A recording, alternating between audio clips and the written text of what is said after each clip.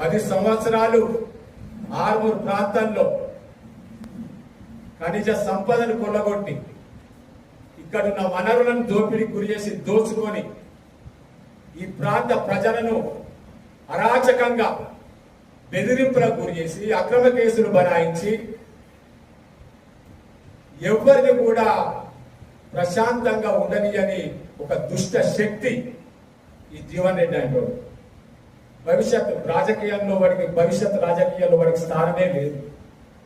ఈ ఆర్మూర్ ప్రాంత ప్రజల దురదృష్టం ఈ ప్రాంతానికి 10 సంవత్సరాల పాటు వాడు శాసనసభ్యుడిగా ఉంటాడు.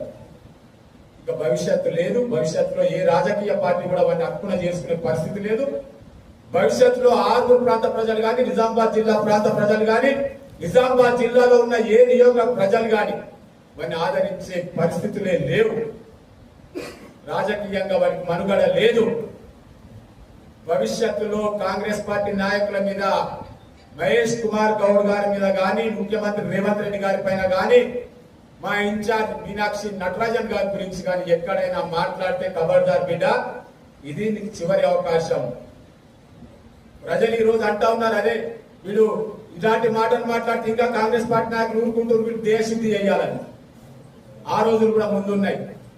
భవిష్యత్తులో ఇలాగే ఉంటే ప్రజల మధ్యలో నీకు దేశశుద్ధి తప్పదు. అదే కాంగ్రెస్ పార్టీకి చేసే ఆఖరి నీకు ఒక బుద్ధి రావడానికి నీకు చూపుతనము, బుద్ధి మందగించింది. మళ్ళా ఎప్పట్లేక సెటిలైట్ కావాలంటే దేహానికి శుద్ధి చేయాలా. ఇది కాంగ్రెస్ పార్టీ కాదు, మొత్తం ఆర్మూర్ ప్రాంత ప్రజలందరూ కూడా చర్చించుకుంటా ఉన్నారు. ఎందుకంటే ఆర్మూర్ ప్రాంత ప్రజలు కూడా ఎప్పుడు ఇలాంటి నాయకులను చూడలే. ఓ పక్క మా రాష్ట్ర కాంగ్రెస్ అధ్యక్షుడు మహేష్ కుమార్ గౌడ్ గారు బీసీలకు 42% రిజర్వేషన్ల కోసం ఆయన మొక్కబోని దీక్షతో పోరాటం చేస్తా ఉన్నాడు.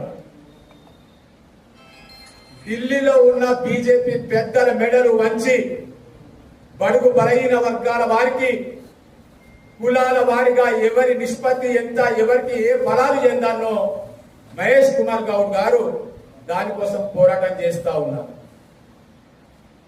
మరో పక్క టిఆర్ఎస్ నాయకులేమో ఇలాంటి పిచ్చి ప్రేరేపణలు చేస్తా ఉన్నారు. కాబట్టి బిడ్డ జర మీరు అందరూ కంట్రోల్లో ఉండి మాట్లాడండి. అదుపు తప్పకుండా, అదుపు తప్పితే ప్రజలు ఊరుకునే పరిస్థితులు లేరు.